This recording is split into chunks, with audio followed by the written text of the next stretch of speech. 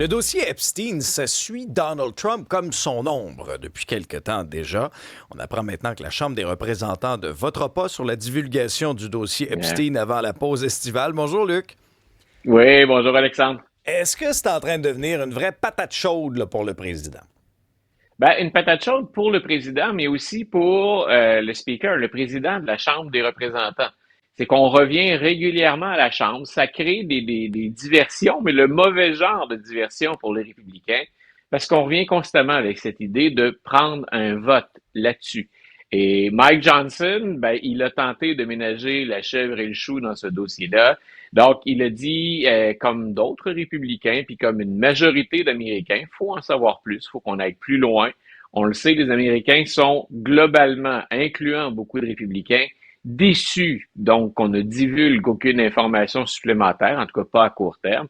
Donc, Mike Johnson, d'un côté, ben, ce qu'il dit aux électeurs, puis il pense aux républicains, c'est bien sûr qu'il faut en savoir plus, faut aller plus loin. En même temps, il refuse qu'on prenne un vote pour exercer des pressions supplémentaires sur le président. C'est un allié du président. Avec le dossier Epstein, c'était peut-être la première, la deuxième fois où Johnson s'inscrivait en porte-à-faux par rapport à ce qu'avait énoncé ou mentionné le président. Donc, ça le place vraiment dans une drôle de position. Et ça revient hanter à la Chambre et au Sénat les deux majorités républicaines. Et je répète, il y a des républicains là-dedans qui sont déçus des élus, pas que ceux que les sondeurs vont rejoindre, mais des élus.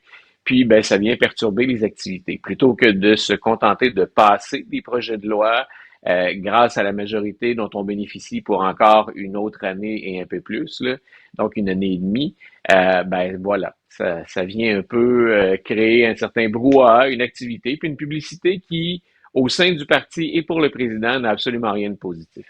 Trump est en chicane avec ben du monde, dont Harvard. Dont Harvard. Ouais. Et la juge dans le dossier, finalement, s'est pas encore prononcée sur ce litige-là.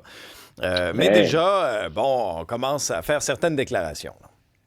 ben voilà, écoute, il a même pas attendu. Hier, c'était des audiences et on pense, ce n'est pas impossible que la juge tranche avant même qu'on aille dans un procès. On entendait l'argumentaire de l'administration Trump par rapport aux coupures, là, on parle de milliards de dollars qu'on impose à Harvard. Puis de l'autre côté, bien sûr, ben, on entendait Harvard. Mais la juge en question, Mme Burroughs, elle s'est déjà prononcée sur des aspects de cette question-là. Elle s'est déjà prononcée contre l'administration Trump.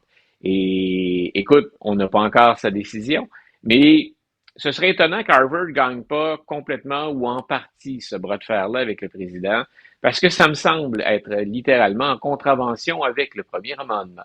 La cause est probablement faible parce que Donald Trump est sorti hier condamnant sévèrement cette juge-là, dénonçant ce qu'elle est, dénonçant des jugements précédents. Donc, encore une fois, il s'attaque aux tribunaux et sans savoir ce que la juge va dire. C'est pas impossible encore qu'il y ait procès, là, où on va aller beaucoup plus loin, mais elle pourrait se prononcer à ce moment-ci. Donc, lui, il prend les devants avant même qu'elle n'ait jugé quoi que ce soit. Donc, et il la condamne, puis il la sanctionne verbalement, donc de manière assez féroce. Faut se rappeler que Donald Trump, ce qui circule, c'est qu'au sein même du ministère de la Justice, on dit que son numéro 3, qu'il vient de nommer à une cour fédérale, avait dit aux employés du ministère, les avocats du ministère de la Justice, les juges, comme 7 juges des cours fédérales qui vont à l'encontre du président, répondez-leur tout simplement un gigantesque fuck you. Donc, c'est le message qui circulait au sein du ministère de la Justice. Puis, ben, il semble que l'exemple vienne d'en haut. C'est à peu près l'équivalent de ce que fait Donald Trump hier dans ce dossier-là. Trump qui est passé maître dans l'art de faire diversion. Hein. Ça, je veux dire, Oui, honnêtement, il a écrit le livre de jeu. Puis lui, il a beau avoir toute la chaleur du monde dans le dossier Epstein, des questions partout. Là, il fait diversion. Là, il s'en est pris. On en discutait des noms d'équipes sportives. Il y a eu cette vidéo créée vraiment de toutes pièces par l'intelligence artificielle où on voit Barack Obama se faire arrêter dans le bureau ovale. Et là, ben, son administration a décidé de dévoiler des documents. Les documents, certaines archives de Martin Luther King, la famille avait certaines réserves, mais est-ce que c'est les documents d'Epstein qu'on veut? Oui, voilà. Par contre, écoute, là, je suis partagé, je suis divisé. Ah ouais?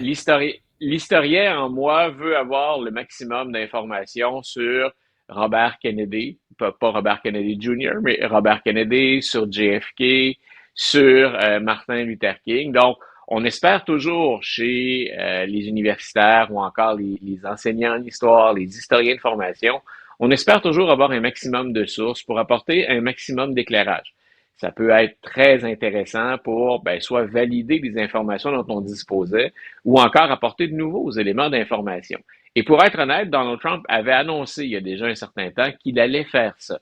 Donc, rendre disponible sur John F. Kennedy, il nous reste plus grand-chose à apprendre ou à obtenir, mais sur Robert Kennedy, sur Martin Luther King, dans les deux cas, il y a aussi toutes sortes de théories du complot qui circulent sur les motifs ou encore l'identité des tueurs, donc des assassins. Donc, on avait dit, on va jeter plus de lumière sur le dossier Martin Luther King.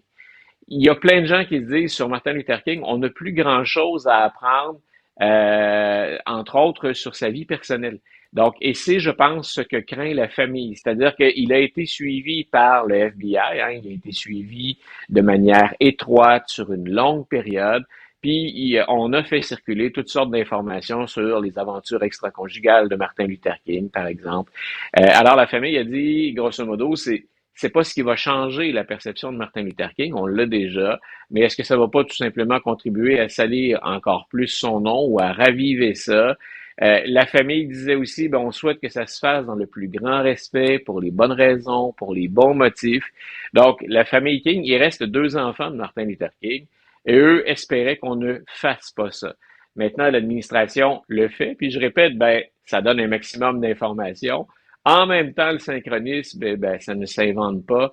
T'as énuméré un certain nombre de dossiers là, que Donald Trump remet sur la place publique qui pourraient contribuer à entraîner les médias dans d'autres directions que le dossier Epstein, pour lequel on n'a pas d'autres informations. Et c'est le dossier qui semble choquer énormément au moment où on se parle. Encore, ça fait 2 semaines qu'on parle de ça, puis on vient d'en parler pour Mike Johnson, on en parle pour le président. Donc, pendant tout ce temps-là, on n'a pas plus d'informations sur le dossier Epstein. Donc, ça va être à suivre parce que au-delà du synchronisme de l'annonce, Ouais. moi, je vais être assez curieux de voir ce qu'on peut apprendre de plus, quelque chose qu'on ne saurait pas. Et habituellement, quand on rend ça secret, c'est-à-dire quand on refuse de les divulguer, quand on protège ces documents-là, c'est qu'il y a des informations sensibles. Donc, soyons quand même à l'écoute, puis intéressés par ce qui pourrait circuler sur un des activistes, un des personnages publics les plus influents, les plus importants du 20e siècle. Ah, tout à fait, c'est un grand personnage. Moi, je reste Ouais, souvent sur ma faim, par contre. Regarde avec JFK, là, on nous avait ouais. promis là, une déclassification incroyable. Je sais, il y a bien des points d'interrogation qui demeurent quand même en lien avec tout ça. Souvent, moi, Oui, je suis comme déçu. C'est peut-être parce que mes attentes sont trop grosses, mais... et c'est parce qu'il y a une enflure autour de ça Ah, en tellement. raison. Ce que les gens veulent, c'est les théories du complot. Il y en a circulé beaucoup sur JFK, il y en a circulé sur Robert Kennedy. Puis écoute, c'est pas rien, là. Dans une décennie, on va avoir assassiné un président, on va avoir assassiné son frère, on va avoir assassiné 2 représentants de la communauté noire, des activistes connus, Malcolm X et Martin Luther King. Quand on pense que la période actuelle est difficile, les années 60, début des années 70, c'était assez costaud aussi en termes de revendications, de polarisation, puis d'assassinats à caractère fortement politique.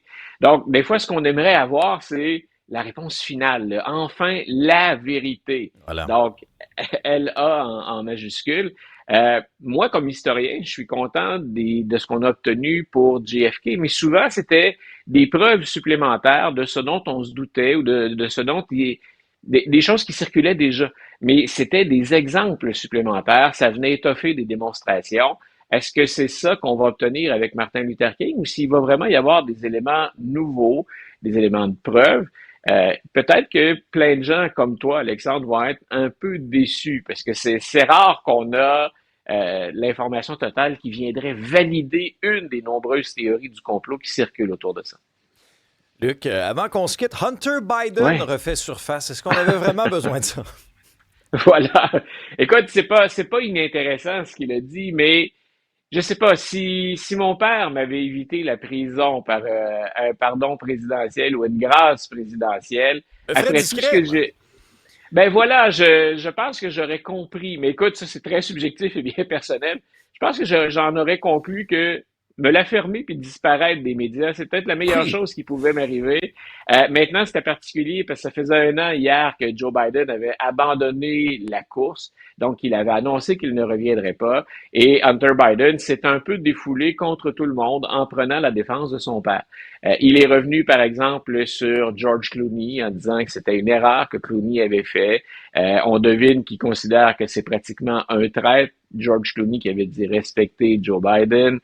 Il est revenu sur le fameux débat en disant, oui, c'est clair, c'était catastrophique ce débat-là, mais, et il n'a pas tout à fait tort, remarque, il dit, il revenait de voyage, il avait cumulé les kilomètres autour de la planète, il était fatigué, on lui donnait de la médication pour dormir et ça l'a, en très mauvais français, rendu paf.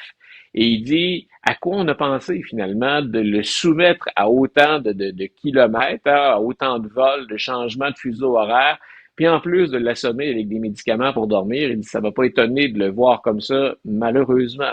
Il est convaincu, lui, que si Joe Biden était resté, on pouvait se relever de ce débat-là et vaincre Donald Trump une deuxième fois.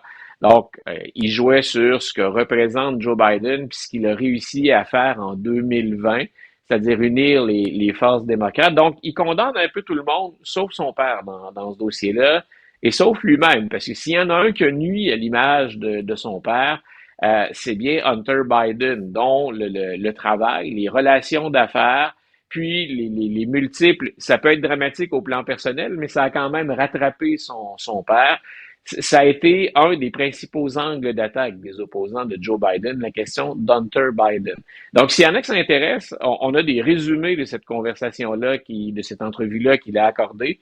Et je répète, pas certain que Joe Biden soit content d'entendre ça, puis pas certain que ça aide non plus les démocrates qui sont à, je répète, on l'a dit hier, 40% dans le taux d'approbation de la population américaine. Merci beaucoup, Luc. Une bonne journée. Salut, là.